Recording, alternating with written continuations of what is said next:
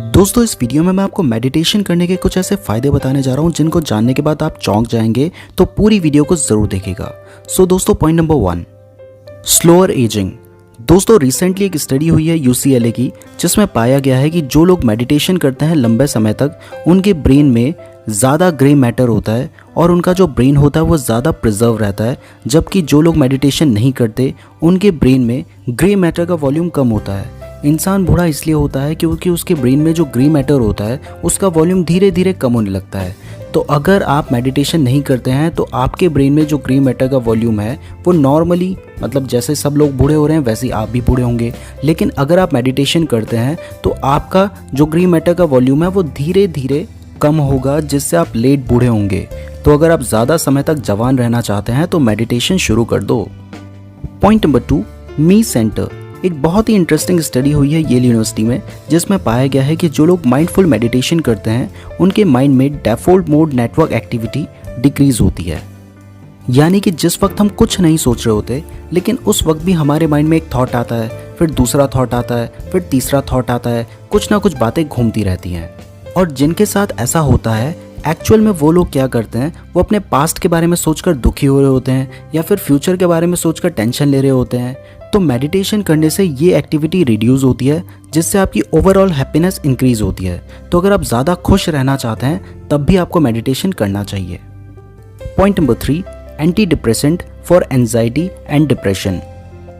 Last year researcher Madhav Goyal और उनकी team ने जॉन्स हॉपकिंस यूनिवर्सिटी में एक स्टडी की, जिसमें पाया गया कि मेडिटेशन करने का इफेक्ट साइज 0.3 होता है। और आप जानकर चौंक जाएंगे कि जितनी भी डिप्रेशन की मेडिसिन होती हैं उनका इफेक्ट साइज भी 0.3 ही होता है। तो मेडिटेशन करने से आपको इतना फ़ायदा मिलेगा जितना कि डिप्रेशन की मेडिसिन खाने से मिलता है। तो मेडिसिन से बेटर है मेडिटेशन कर लो।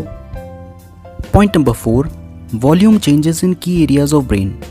2011 में सारा लेजर और उनकी टीम ने हार्वर्ड यूनिवर्सिटी में एक रिसर्च की थी, जिसमें पाया गया कि 8 हफ्ते तक MBSR मेडिटेशन करने से, यानी कि mindfulness based stress reduction meditation करने से हिप्पोकैम्पस की कॉर्टिकल थिकनेस इंक्रीज होती है, जिसका यूज़ हम लर्निंग और मेमोरी के लिए करते हैं। और ऐसा करने से इमोशनल रेगुलेशन भी होता है।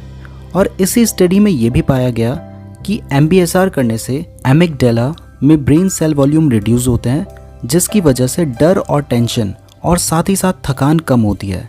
तो यार इतने सारे फ़ायदे हैं, तो कर लो ना meditation. Point number 5, improve concentration and attention.